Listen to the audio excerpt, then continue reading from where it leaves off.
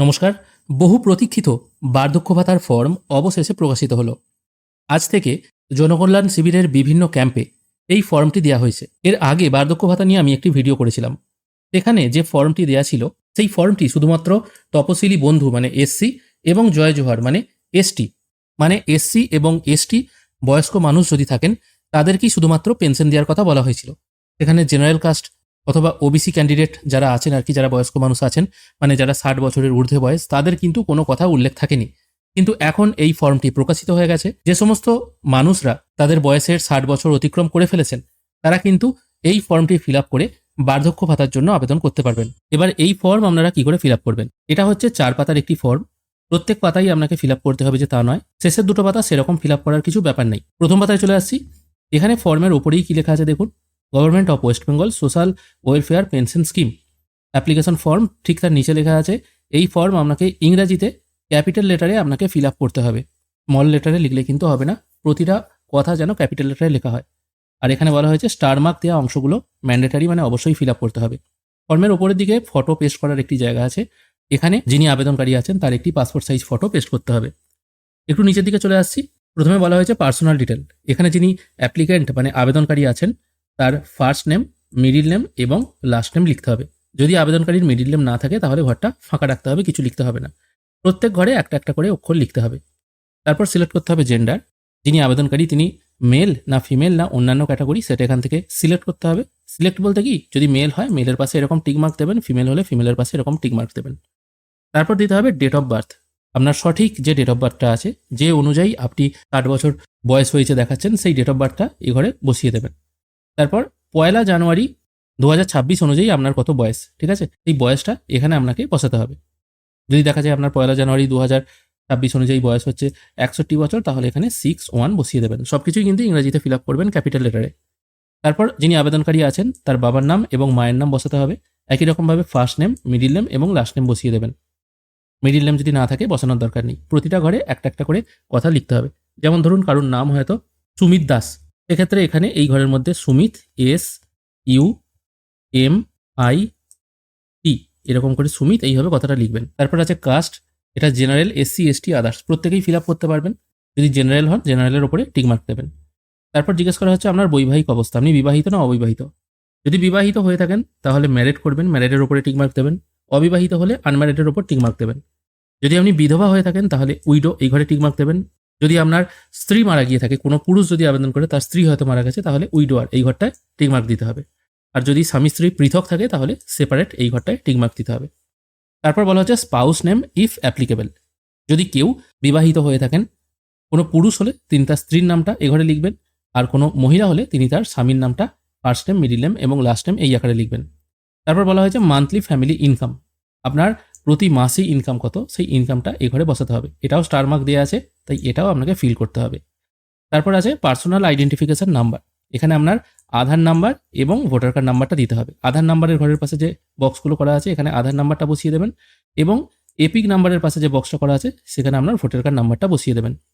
তারপর আছে contact detail. এখানে state by default West Bengal হয়েই থাকবে। তারপর আপনার অ্যাসেম্বলি কনস্টিটিউয়েন্সি, আপনার বিধানসভার যে নাম আছে সেই বিধানসভার নামটা এ ঘরে ক্যাপিটাল লেটারে লিখবেন। তারপর আপনার ডিস্ট্রিক্টের নাম এখানে লিখে দেবেন। তারপর আপনার থানার নাম মানে পুলিশ স্টেশনের নাম যেটা আছে সেটা এ ঘরে লিখবেন। তারপর আপনার ব্লক বা মিউনিসিপ্যালিটির নাম সেটা পরের ঘরে লিখবেন। এটা প্রথম পাতা শেষ হয়ে গেল। এই ফর্মের পেছনের দিকে মানে ব্যাক সাইডে হচ্ছে দ্বিতীয় পাতা। এই দ্বিতীয় পাতায় কি আছে? প্রথমে আছে জিপি নেম বা ওয়ার্ড নেম। যদি আপনার গ্রাম পঞ্চায়েতে বাড়ি হয় তাহলে গ্রাম পঞ্চায়েতের নামটা এ ঘরে লিখবেন, আর শহরে বাড়ি হলে ওয়ার্ডের নামটা এই ঘরে লিখবেন। তারপর আপনার ভিলেজের নাম ঠিক তার পরের ঘরে, প্রত্যেক ঘরে একটা একটা করে লিখবেন। তারপর হাউস নাম্বার বা প্রেমিস নাম্বার, যদি বাড়ির কোনো নাম্বার জানা থাকে লিখবেন, না হলে ঘরটা ফাঁকা দিলেও হবে, এখানে স্টার মার্ক দেওয়া নেই। স্ট্রিট নেম যদি আপনাদের থাকে দেবেন, না হলে না দিলেও চলবে। তারপর পোস্ট অফিসের নামটা এ ঘরে লিখবেন, এবং পিনকোড যেটা আছে আপনার ঠিকানার সেই পিনকোডটা এখানে লিখবেন। তারপর এখানে একই রকমভাবে জিজ্ঞাসা করা হচ্ছে, আগে যে SC STদের ফর্ম ছিল সেখানেও জিজ্ঞাসা করা হয়েছিল আপনি কতদিন পশ্চিমবঙ্গে আছেন, মানে যত বছর আছেন আর কি, সেই বছরটা এখানে মেনশন করে দেবেন। যদি আপনার পশ্চিমবঙ্গেই জন্ম হয়ে থাকে এবং এখানেই বরাবর আছেন তাহলে এখানে সুন্দর করে লিখে দেবেন আপনি কতদিন পশ্চিমবঙ্গে আছেন। তারপর আপনার ফোন নাম্বার, এখানেও স্টার মার্ক করা আছে, আপনার ফোন নাম্বারটা এখানে লিখবেন। আধার লিঙ্ক ফোন নাম্বার লিখতে হবে কিনা বলা নেই, তবে বেটার হয় আধার লিঙ্ক ফোন নাম্বারই লেখা। যদি লিঙ্ক না থাকে তাহলে তার কিছু করার নেই, তাহলে নর্মাল ফোন নাম্বারই লিখতে হবে। তারপর বলা হয়েছে ইমেল আইডি, যদি আপনার ইমেল আইডি থাকে লিখবেন, না হলে না লিখলেও চলবে, কারণ এখানে মেনশন করা নেই। তারপর বলা হয়েছে ব্যাংক অ্যাকাউন্ট ডিটেল। এখানে আপনার ব্যাংক নেম প্রতি ঘরে একটা একটা করে লিখতে হবে। যদি স্টেট ব্যাংকে অ্যাকাউন্ট থাকে স্টেট ব্যাংক অফ ইন্ডিয়া গোটাটা লিখবেন, ঠিক আছে, শুধুমাত্র এসবিআই লিখে ছেড়ে দেবেন না। তারপর বলা হয়েছে ব্যাংক ব্রাঞ্চ নেম, কোন ব্রাঞ্চে অ্যাকাউন্ট আছে সেই ব্রাঞ্চের নামটা ঘরে লিখবেন। তারপর ব্যাংক অ্যাকাউন্ট নাম্বারটা এই পরের ঘরে লিখবেন, এটা একটু দেখে দেখে সুন্দর করে লিখবেন।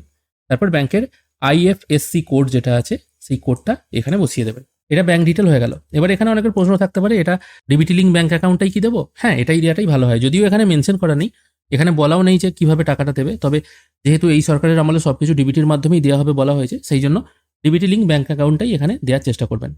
তারপর এখানে এই ফর্মের সাথে কি কি অ্যাটাচ করতে হবে দেখুন। প্রথমে বলা হয়েছে পাসপোর্ট সাইজ কালার ফটোগ্রাফ, যেটা প্রথমেই ফর্মের একদম ওপরের দিকে পেস্ট করতে হবে, যেটা আপনি তো এখানে দিচ্ছেন। আর ফর্মে পেস্ট করেই দেবেন, এটা আলাদা করে দিতে হবে না। যদি দেন এটা এরকম পাশে টিকমার্ক দিয়ে দেবেন। তারপর আধার কার্ডের জেরক্স দিতে হবে, এটাও এইভাবে টিকমার্ক দিয়ে দেবেন যখন ফর্মে অ্যাটাচ করবেন। ভোটার কার্ড আপনাকে জেরক্স করে দিতে হবে, এটাও টিকমার্ক দেবেন। তারপর কপি অফ কাস্ট সার্টিফিকেট, যদি আপনি এসসি বা এসটি ক্যাটাগরির হয়ে থাকেন, যদি এসসি বা এসটিদের জন্য যে পেনশন আছে সেটা যদি আপনি ফিল আপ না করেন তাহলে আপনাকে কাস্ট সার্টিফিকেট দিতে হবে। রেসিডেন্সিয়াল সার্টিফিকেট, এটা যদি থাকে আপনার কাছে দিতে হবে, না হলে পঞ্চায়েত থেকে একটা তুলে নেবেন। ইনকাম সার্টিফিকেট, এটাও আপনাকে পঞ্চায়েত থেকে কালেক্ট করতে হবে, এটাও আপনাকে অ্যাটাচ করতে হবে, এখানে টিকমার্ক দিতে হবে। Copy of first page of bank passbook, ব্যাংকের পাসবইয়ের প্রথম পাতা জেরক্স এখানে দিতে হবে, এটাও টিকমার্ক দেবেন। আর আদার্স, এখানে যদি অন্য কোনো ডকুমেন্টস আপনি দিতে চান তাহলে সেটা মেনশন করতে হবে। এখানে পাশে লিখবেন কি ডকুমেন্টস আপনি দিচ্ছেন, তারপর টিকমার্ক দেবেন। এখানে বলে দিই যতগুলো জেরক্স দেবেন প্রত্যেকটা জেরক্সের নিচে কিন্তু যিনি আবেদনকারী আছেন তিনি সই করবেন। তারপর এখানে আছে একটা সেলফ ডিক্লারেশন, যেখানে বলা হচ্ছে যে ব্যক্তি আবেদন করছেন আর কি তিনি অন্য কোনো পেনশন পাচ্ছেন কিনা। অন্য কোনো পেনশন বলতে উইডো পেনশন মানে বিধবা ভাতা, মানবিক পেনশন মানে প্রতিবন্ধী ভাতা, ফিশারম্যান ওল্ড এজ পেনশন মানে মৎস্যজীবী পেনশন, এরকম কোনো কিছু যদি পেয়ে থাকেন তাহলে সেটা মেনশন করতে হবে। যদি এরকম কোনো আপনি কিছু পেয়ে না থাকেন তাহলে কিছু লেখার দরকার নেই। তারপর হচ্ছে সিগনেচার অফ অ্যাপ্লিক্যান্ট, এরপর যিনি আবেদন করছেন তার সইটা এখানে হবে।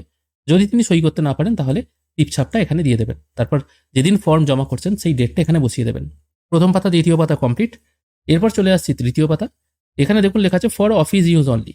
এই ফর্মটা আপনাকে ফিল আপ করতে হবে না, এটা এনকোয়ারি অফিসার যিনি আছেন তিনি ফিল আপ করবেন, মানে তৃতীয় পাতা আপনাকে কিচ্ছু ফিল আপ করতে হবে না। চলে আসছি একদম চতুর্থ পাতা। এখানে একটি আধার প্রমাণীকরণের জন্য সম্মতিকরণ পত্র দেওয়া হয়েছে।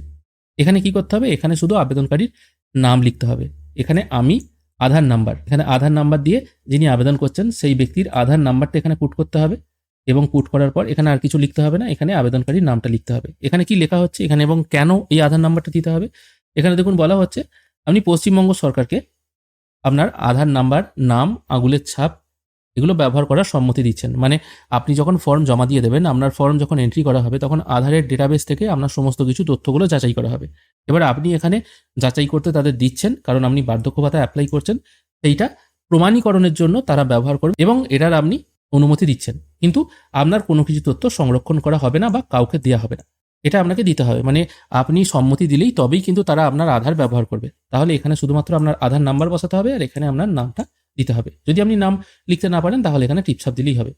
এটা হচ্ছে 4 নম্বর পাতা। এটা হচ্ছে টোটাল ফর্ম। এই ফর্মটা আপনাদেরকে ক্যাম্পে দেওয়া হচ্ছে, জনকল্যাণ শিবিরের ক্যাম্পে, ওখান থেকেই আপনাকে সংগ্রহ করতে হবে। এবারে বলতে পারেন এই ফর্ম আমরা কোথা থেকে ডাউনলোড করব। ডাউনলোড করার জন্য ডেসক্রিপশনে দেওয়া লিঙ্ক থেকে আপনারা সরাসরি আমার ওয়েবসাইটে চলে আসতে পারবেন। এই ওয়েবসাইটে আসার পর এখানে বয়স্ক ভাতার নতুন ফর্ম প্রকাশিত হলো এরকম একটি অপশন পেয়ে যাবেন। এখানে ক্লিক করবেন। এখানে ক্লিক করার পর একদম নিচের দিকে চলে আসবেন। এখানে এসে এখানে ক্লিক করে ফর্ম ডাউনলোড করুন। এখানে যখনই আপনি ক্লিক করবেন আপনারা কিন্তু এই ফর্মটি ডাউনলোড করতে পারবেন। কী করে ফর্ম ফিল আপ করতে হয়, ফর্মের সাথে কী কী ডকুমেন্টস জমা দিতে হয় সব কিছু আমি দেখিয়ে দিলাম। আজকের ভিডিও এখানেই শেষ করছি। ভিডিও যদি ভালো লেগে থাকে অবশ্যই একটি লাইক করবেন। ভিডিও দেখার জন্য অসংখ্য ধন্যবাদ। ভালো থাকবেন।